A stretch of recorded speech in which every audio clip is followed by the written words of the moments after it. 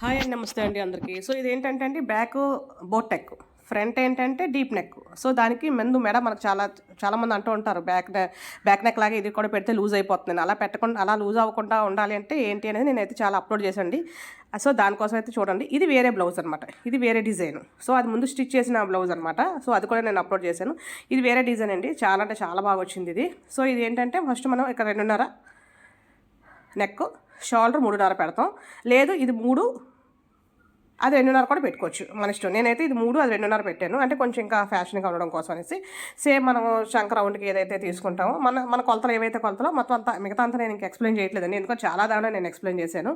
So అందుకే ఇంకా time waste అని చెప్పి. సో ఇక్కడ ఏదైతే నేను పెట్టానో అలాగా మనం ఎల్ షేప్ ముందు డ్రా చేసేసుకున్న తర్వాత ఎల్ షేప్ లోపలే కదండి మనం డిజైన్ గీసుకుంటాం. డిజైన్ గీసేటప్పుడు పైన ఇక్కడ నేను చూపిస్తున్నాను కదా, అక్కడ జస్ట్ ఒక 2 ఇంచెస్ స్ట్రైట్గా ఎలా ఉంటుందో అలాగే ఉంచేయాలి. అక్కడ డిజైన్ స్టార్ట్ చేసేయకూడదు. 2 ఇంచెస్ తర్వాత అప్పుడు డిజైన్ స్టార్ట్ చేసుకోవాలి. నేను ఇలా 3 కింద విడదీశాను.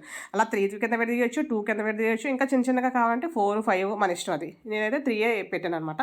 3 పెట్టేసి అక్కడ ఆ 2 ఇంచెస్ని స్ట్రైట్ చేసేయాలి. ఎందుకంటే మనం భుజాలు కలిపేటప్పుడు ప్రాబ్లం వస్తుంది. అలా లేకపోతే స్టార్టింగ్ నుంచి డిజైన్ స్టార్ట్ చేసేయకూడదు. సో దాన్ని మనం ఎలాగున్న బ్లౌజ్ని అలాగే కట్ చేసేసుకుంటాం. కట్ చేసేసిన తర్వాత ఓపెన్ చేస్తే అండి కిందది ఇది మెయిన్ ఒరిజినల్ క్లాత్ అనమాట. సో ఇది ఏదైతే సారీలోది అయితే కాదు, వేరేగా తీసుకున్నాను బ్లౌజ్, చాలా బాగుందని చెప్పి.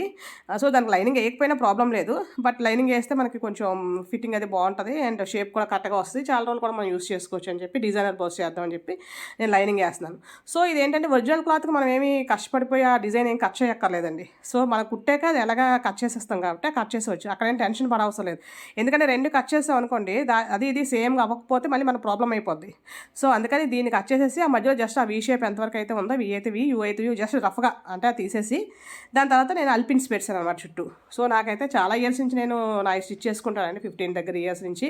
బట్ అయినా సరే నేను ఇప్పుడు కూడా కొత్తగా చేసినట్టే అల్పిన్స్ పెడతాను. సో అల్పిన్స్ పెడితే ఏంటంటే మనకు అసలు టెన్షన్ ఉండదు అనమాట.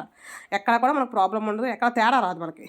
సో అల్పిన్స్ పెట్టేసిన తర్వాత కింద ఒరిజినల్ క్లాత్ ఎలాగుందో అలాగే ఉంచానండి, తిరగేసలేదు. మామ ఎలాగుంది ఈ లైనింగ్ పైన వేసేసి ఏదైతే షేప్ నేను డ్రా చేశానో ఏ షేప్ అయినా ఇంతే అండి, అదే షేప్ మీద అలాగ మనం ఒక స్టిచ్ వేసుకుంటూ వెళ్ళిపోవాలి. సో ఇప్పుడు మనం స్టిచ్ వేసుకుందాం అండి. సో ఇలా పెట్టిన తర్వాత ఇప్పుడు స్టార్టింగ్ నుంచి మనకు లైనింగ్ మీద మనం డిజైన్ డ్రా చేసాం కాబట్టి మనకు లైనింగే లెక్క అనమాట. కింద దాంతో మనకు సంబంధం లేదు. అంటే డిజైన్ కోసం అయితే కింద జస్ట్ మామూలుగా మధ్యలో ఉన్న ఎక్స్ట్రా క్లాత్ని నేను కట్ చేస్తాను అంతే. ఇప్పుడు ఏదైతే మనం షేప్స్ నేను 3 ఇచ్చాను కదండి, ఒకవైపు 3 వచ్చేలాగా. యాక్చువల్గా ఇలాగే కాకుండా మొత్తం రౌండ్ నెక్ అంతా కూడా ఇలాగే ఈ షేప్ వచ్చేలాగే కూడా ఆల్రెడీ బ్లౌజ్ అయితే నేను అప్లోడ్ చేశానండి. 2-3 చేశాను అవి. అలాగే హ్యాండ్స్ కూడా డిజైన్స్ నేను అప్లోడ్ చేశాను. చాలా లట్కన్స్ అయితే అప్లోడ్ చేశాను. మీకు ఎవరికైనా కావాలంటే ఇంట్రెస్ట్ ఉంటే కనుక ఒకసారి వాచ్ చేయండి. సో చూసారు కదండి, మొత్తం స్టిచ్చింగ్ అంతా చూపించట్లేదు, టైం వేస్ట్ కదా. సో ఫస్ట్ కొంచెం చూపించాను. ఇప్పుడు లాస్ట్కి వచ్చాం. ఆ 2 ఇంచెస్ అక్కడ మనం డిజైన్ లేకుండా ఉంచాం కదా, అక్కడ కుట్టేసిన తర్వాత ఇప్పుడు అల్పిన్స్ తీసేసుకోవడమే.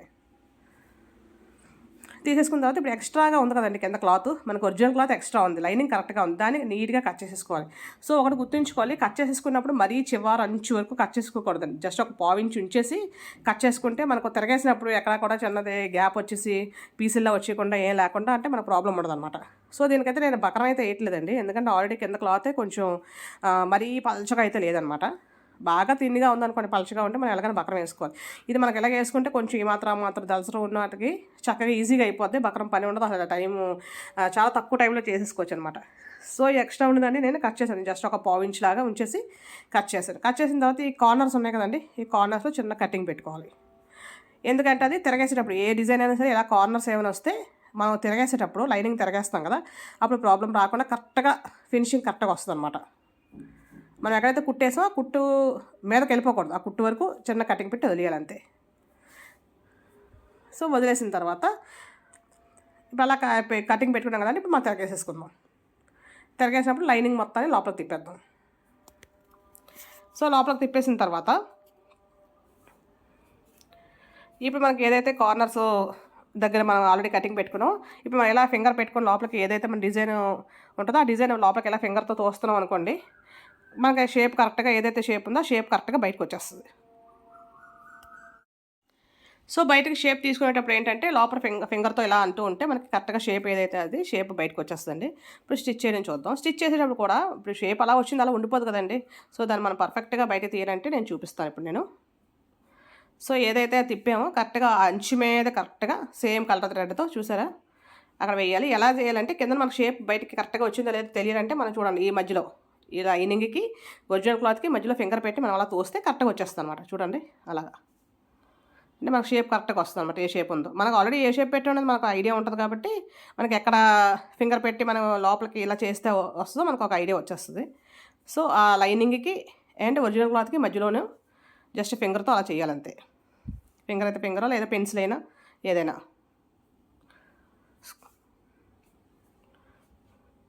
సో అలా వేస్తూ సేమ్ అదే షేప్ మీద మనం కుట్టు వేసేసుకోవాలి. చూసారా చక్కగా మంచి షేప్ వచ్చింది మనకి. మనం ఏదైతే పెట్టాం పర్ఫెక్ట్గా ఆ షేప్ మనకు వచ్చేస్తుంది అనమాట. సో ఇలా వచ్చేసిన తర్వాత ఇప్పుడు దీన్ని తిరగేసేసి నార్మల్ ఎటువైపు తిప్పేసి మొత్తం మేము చుట్టూ ఏదైతే మనం నార్మల్గా బ్లౌజెస్కి లైనింగ్ అండ్ ఒరిజినల్ క్లాత్ ఎలాగైతే కలుపుకొని కుట్టుకొని చుట్టూ ఎక్స్ట్రా ఉన్న క్లాత్ని కట్ చేసేసుకుంటాము సేమ్ అలాగే తయారు చేసేసుకోవడమే. అలాగే దానికి కింద నడుముకి బెల్ట్ వేసుకుంటాం కదండి, ఆ బెల్ట్ కూడా కుట్టేసుకోవడం. ఇదంతా మిగతాదంతా నార్మల్ బ్లౌజ్ కిందే, ఓన్లీ షేపు డిజైన్ కోసం నేను ఇది చూపించాను అనమాట. మిగిలింది చూసారు కదా సూపర్ అంటే సూపర్ వచ్చింది. దీనికి సేమ్ అదే లట్కన్స్ అయితే వేసాను. సో లట్కన్స్ ఏంటంటే ఇది చిప్ వర్క్ అనమాట బ్లౌజు. సో ఆ చిప్ వర్క్ అనేది ఏంటంటే థ్రెడ్స్ తిరగవు కదా డోరీ థ్రెడ్స్, అది అందుకని సేమ్ క్లాత్ క్రేప్ క్లాత్ లాంటిది వేసాను. కింద లట్కన్స్ మాత్రం సేమ్ బ్లౌజ్ పీస్ వేసాను అనమాట. చాలా బాగా వచ్చింది కదండి. సో ఏదైనా షేప్ మనం చేయాలంటే బక్రంతో పెద్ద హైరాన్ అయ్యేం పడకుండా చక్కగా కొంచెం దలసరిగా క్లాత్ ఉంటే కనుక, పలచగా ఉంటే ఎలాగైనా బక్రం వేసుకోవాలి, కొంచెం ఆ మాత్రం ఉంటే కనుక మనం చక్కగా ఇలా వేసేసుకోవచ్చు అనమాట. చాలా అంటే చాలా బాగా వచ్చింది. సో చాలా సారీస్ మీదకి ఇది మ్యాచింగ్ అనమాట. సో దీనికి హ్యాండ్స్ ఏంటంటే అండి సేమ్ అలాగే ఆ షేప్లు అలాగే పెట్టి ఆ షేపుల మధ్యలో మళ్ళీ చిన్న వేరే ఎక్స్ట్రాగా చిన్న డిజైన్లో పెట్టాను అనమాట. సేమ్ క్లాత్ ఏంటంటే ఇది ఏ చీర మీదది కాదు. చీర మీద అనుకోండి దాని మీద 2-3 కలర్స్ ఉంటాయి కాబట్టి ఆ మధ్యలో ఉన్న డిజైన్స్ కలర్స్ మార్చొచ్చు. కానీ ఇది ఏంటంటే మామూలు వేరేగా కావాలని తీసుకున్నాను అనమాట నేను. సో దానికోసం సేమ్ కలర్ వేసాను అనమాట మధ్యలో డిజైన్స్ కూడా. సో అది కూడా నేను అప్లోడ్ చేశానండి. థ్యాంక్ యూ ఫర్ వాచింగ్ అండి.